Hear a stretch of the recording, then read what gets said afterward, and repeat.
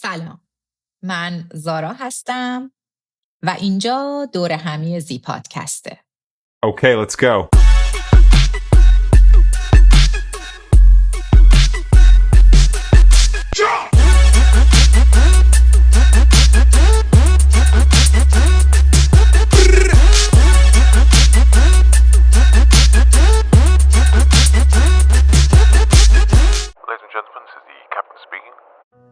امروز میخوایم درباره یه موجود عجیب حرف بزنیم.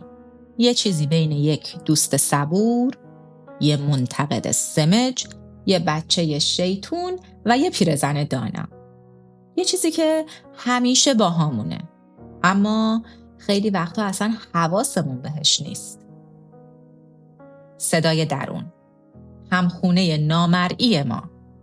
اون کسی که تو همه خونه هایی که زندگی کردیم همیشه همراهمون جا به جا شد، بدون اینکه حتی یه بار چمدون ببنده.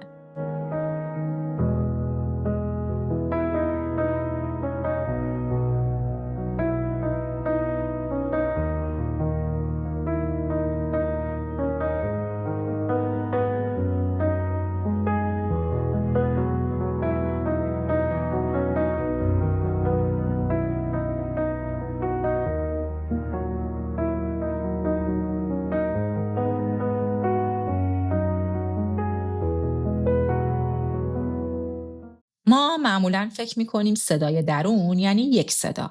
اما واقعیت اینه که مغز ما، به خصوص تو فرهنگمون یعنی فرهنگ ایرانی، پر از صداهای مختلفه. اینا مهمترین صداهایی هستن که توی ذهن یه ایرانی زندگی می‌کنن. صدای ترس، میراث بقا، میراث بحران‌ها. صدای شرم، زشته، حرف نزن، آروم باش. صدای آبروداری، مردم چی میگن؟ صدای قضاوت، نگاه جامعه و نگاه دیگران بهمون. صدای مسئولیت، تو باید قوی باشی، باید انجامش بدی. صدای کودک، یه نسخه بی‌آزار و بی‌نقاب از خودمون. صدای امید که خیلی کم صداست، خیلی کوچیکه اما حسابی سمجه. صدای خستگی که مخصوص نسل امروزه، صدای بیقراری که مخصوص نسل زده.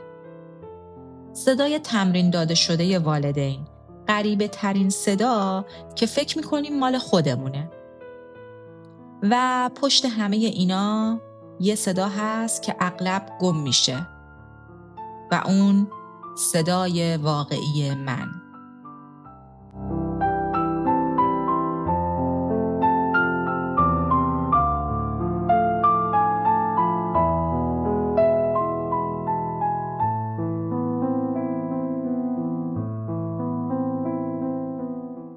ایران کشوری که 4 نسل مختلف همزمان زیر یه سقف دارن زندگی میکنن و هر نسل صدای درون مخصوص خودش رو داره.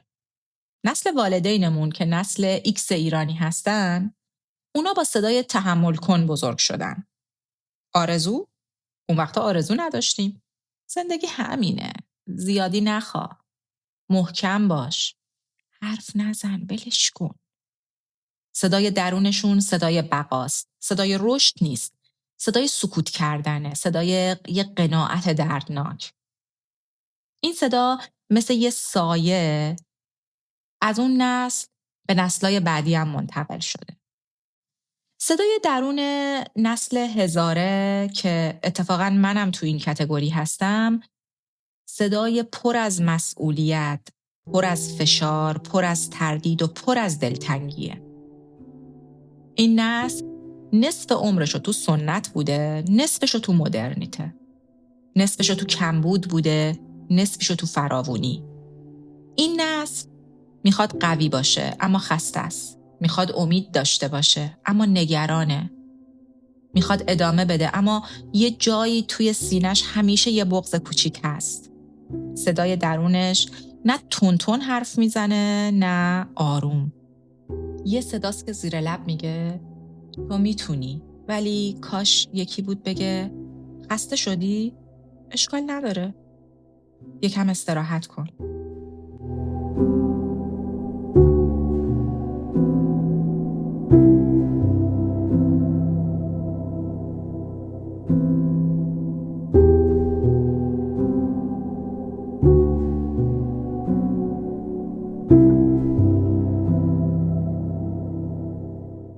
نسل زد صدای درون شبیه اینترنت پرسرعته. سریع، بیقرار، تند، پر از سوال.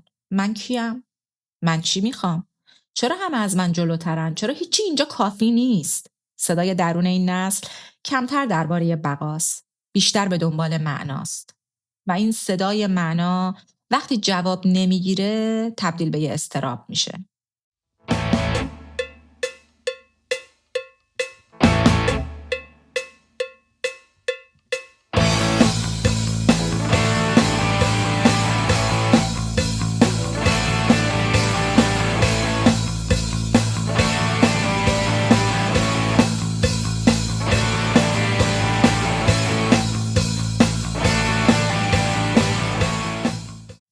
سالها پیش از یک زندگی آشنا وارد یه زندگی جدید شدم.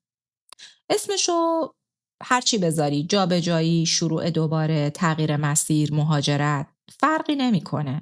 اون روزا صدای درونم بلند شد، خیلی بلند.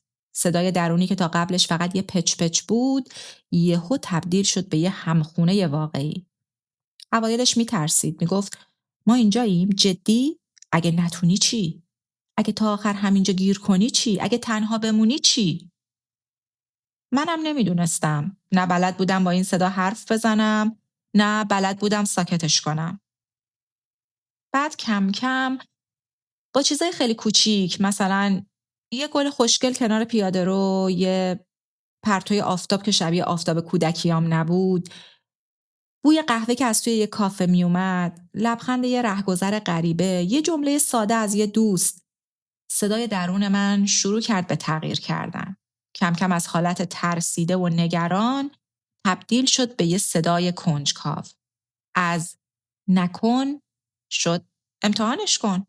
از میتونی شد بیا ببینیم میتونیم یا نه. این تغییرات کوچیک ریشه صدای درون ما رو عوض میکنن.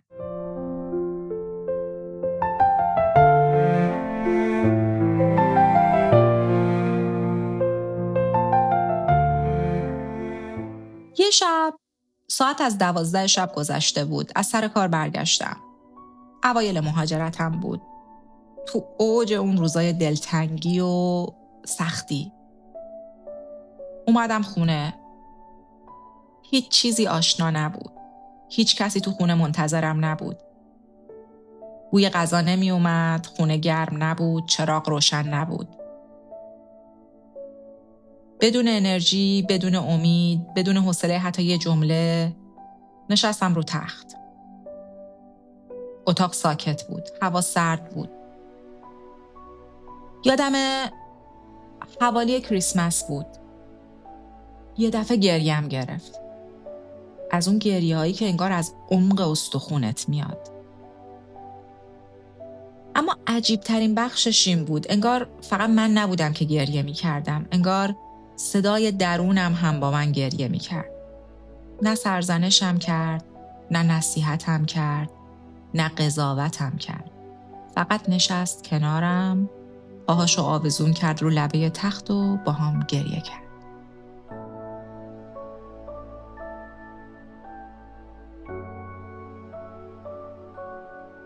و همونجا فهمیدم صدای درون نه دشمنه، نه نیروی مخالف. صدای درون همون بخشی از ماست که گاهی فقط میگه بمون. امشب رو با هم رد میکنیم و به صبح میرسونیم.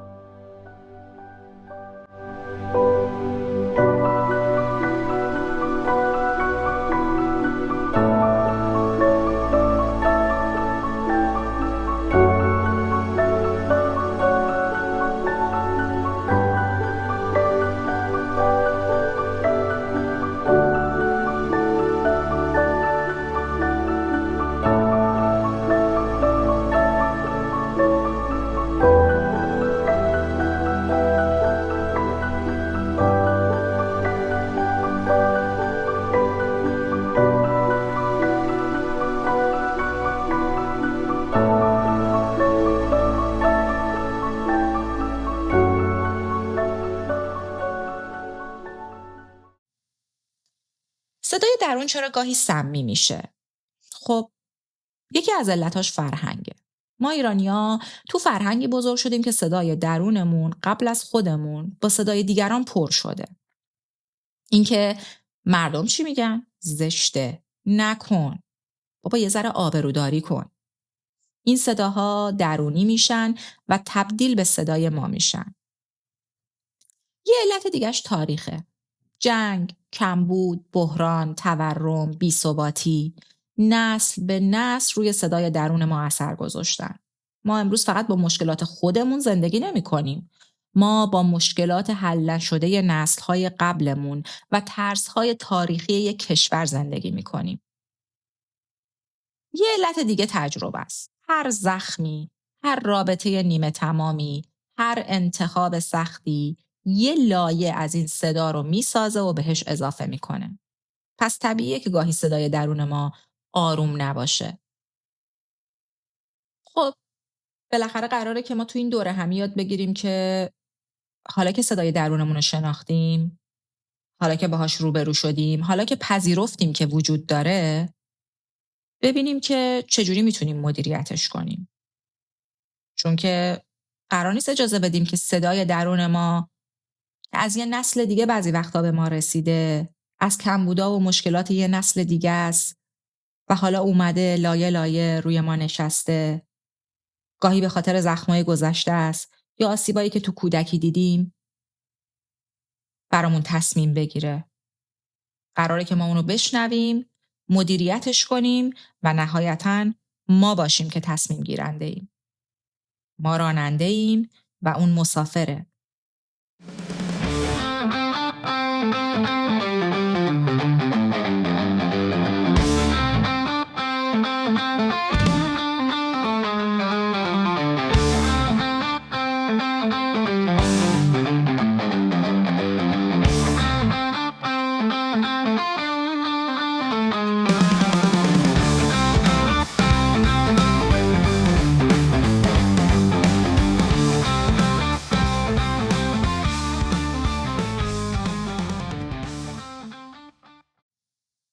خب برای مدیریتش یکی این که بیایم و صدا رو از خودمون جدا کنیم. یعنی به جای این که بگی من ترسیدم یا من نگرانم، بگو این صدای ترس بود یا این صدای نگرانی بود.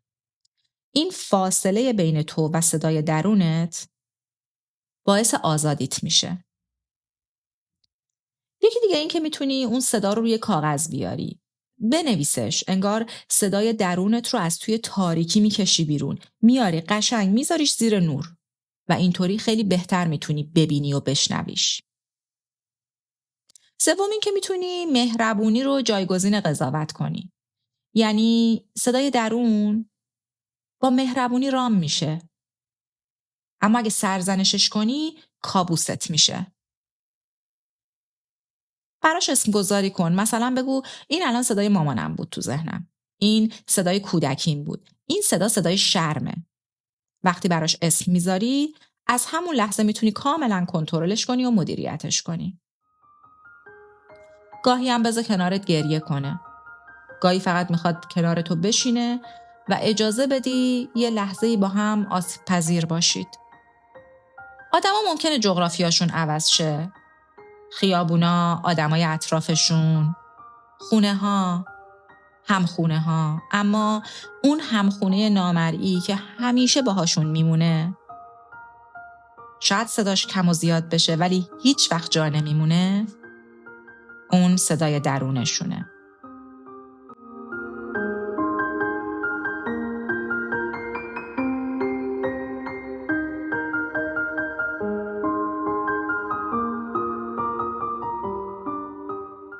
اینجا یه دوره همیه. دوره همی آدمای واقعی، معمولی و باحال. اگه کسی رو میشناسی که از همین جنسه، این اپیزودو براش بفرست.